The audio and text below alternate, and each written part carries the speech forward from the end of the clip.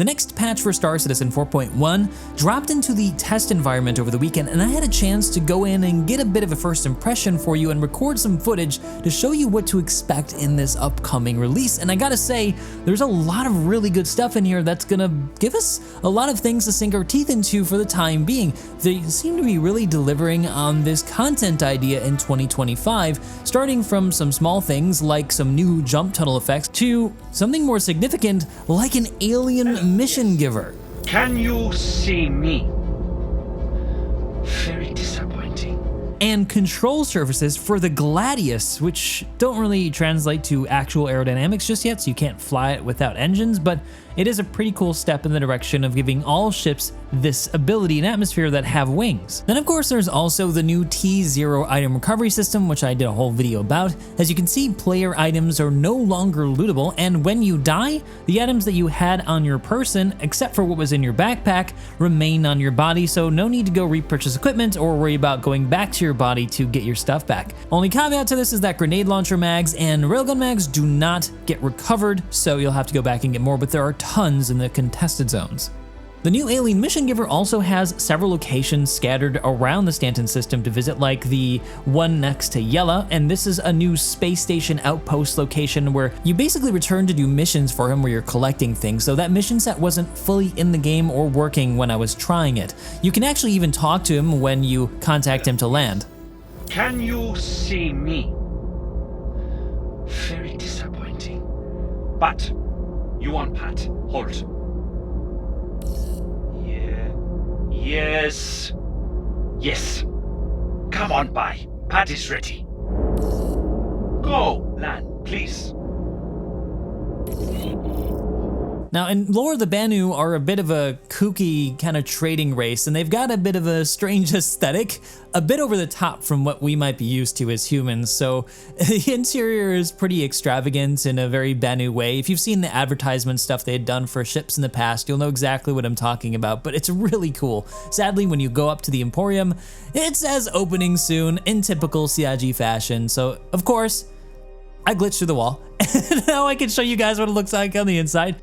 Though I don't want to get you guys hopes up, he wasn't in there, but there's a pretty cool menagerie of various artifacts and living creatures up here, with some that seem to be placeholders for creatures we've yet to see in this upcoming release. So there may be yet more content that's not in this 4.1 release that we could expect to see in the full one, and that's pretty typical of CIG. They don't always put everything in the first P2 patch, they leave a little bit as a surprise at the end. But man, I do wish that the Banu dude was actually here so we could talk to in person, but this does for certain mark the first time that we've had an alien race to interact with in Star Citizen, so as far as the history of the game goes, this is a pretty big step. And the first time in 6 years that we've gotten a new mission giver. Yeah guys, it's been that long.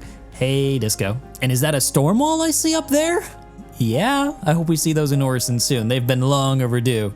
And 4.1 also brings in more of a taste of what they meant by content in 2025. We've got an update to Aberdeen, which now has, big fluffy physicalized clouds, which look amazing. Holy crap, has a hellscape never looked so good. This is the prison planet, by the way, so it's like always 170 plus Celsius, and you just melt if you stay outside too long. But this location alongside Daymar around the Crusader gas giant now have in total 3 new locations with smaller locations within them. So each one has a series of 3 satellites, which is below an orbital mining platform that's part of this kind of unannounced mission set that's similar to what's going on in Pyro with the contested zone, only this is happening in an area where there are comrades, so if you kill players, you get a crime stat. So it's a bit more safe to play here as a more PvE experience, although in my personal experience playing this, once trust breaks down, everything falls apart and players will start murdering each other. So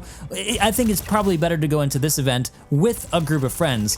What this gives you in the end, I'm not sure yet, but how it works as far as I can tell so far is that you go down to one of these satellite bases and you gotta find a series of key cards in order. First, you wanna find blue key cards, which you'll find in some of the garages.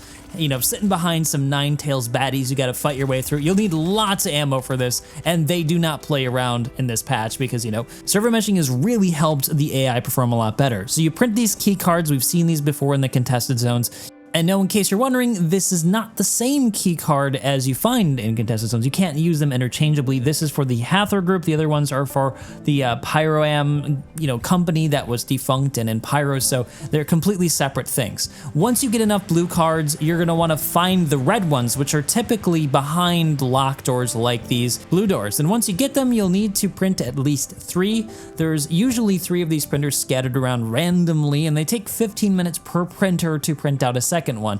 Once you get all 3, you head to the center building where you'll fight your way through even more baddies and get into the security rooms. There's, again, 3 of them, and inside you'll find some comp boards that look similar again to the ones that were in the contested zones in Pyro.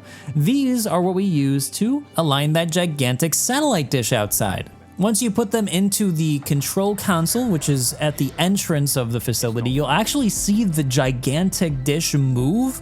It does it very slowly though, and it is an announcement to anybody in the area that something's happening, so you may find yourself dealing with some pirate players if they happen to be in the area, but if all goes well and you wait long enough, this is sped up 400% by the way, the dish will finally be aligned with the 3rd card that you get from one of the rooms, and then you repeat the process for the other 2 outlying bases in the area, and at each you collect one of these gigantic batteries. These batteries are meant to be brought up to the space station to plug into something, and as far as I understand, you eventually activate the mining laser and it brings you to a final base location with a big reward. What it is, I don't know, and what it leads to, I'm not sure. There are some hints that it may connect with the new Banu mission giver, though that's just a rumor, I'm not sure. But if it's like the Pyro executive hangars, it's going to be something you're going to want to repeat, and in a place that's a bit safer and less risky than the one in Pyro, especially with the new tier 0 item recovery, where you're basically not risking much at all, but the time it takes for you to get up out of your medical bed nearby and get back into the action. And by the way, did I mention that the platforms are in atmosphere and you can't EVA? Yeah, don't do that because you'll die. Consequently, this also means that you can get bombed on these platforms, which I found out the hard way, once again, since bombs only work in atmosphere and this thing is in atmosphere.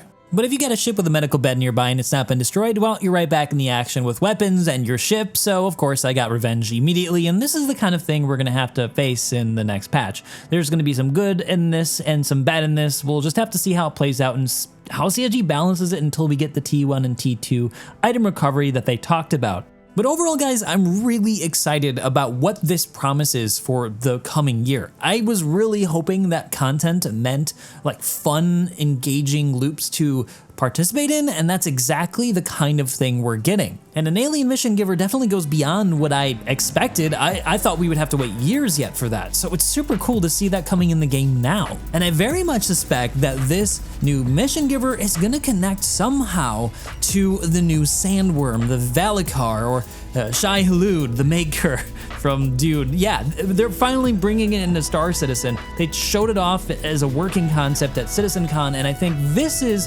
how we're gonna be introduced to it, because the Banu alien dude is a collector, and I'm guessing if we're gonna get this before crafting, the one reason we'd want to go to it is to collect something from it for the Banu dude to make some money or something. So I'm looking forward to seeing how this all plays out. But what do you guys think? Are you excited for 4.1? I'm going to be doing a more like traditional whole all-encompassing release video when this 4.1 release comes out to show you guys all of the features and content that they put out. But for now, I wanted to show you guys this preview because I just couldn't wait. It's such a cool patch. But what do you guys think? Are you excited for the upcoming release? And by the way, don't forget, if you want to get your referral code in videos like these, you can support me on Patreon down below. And if you like the video, you know what to do. See you guys in the next one.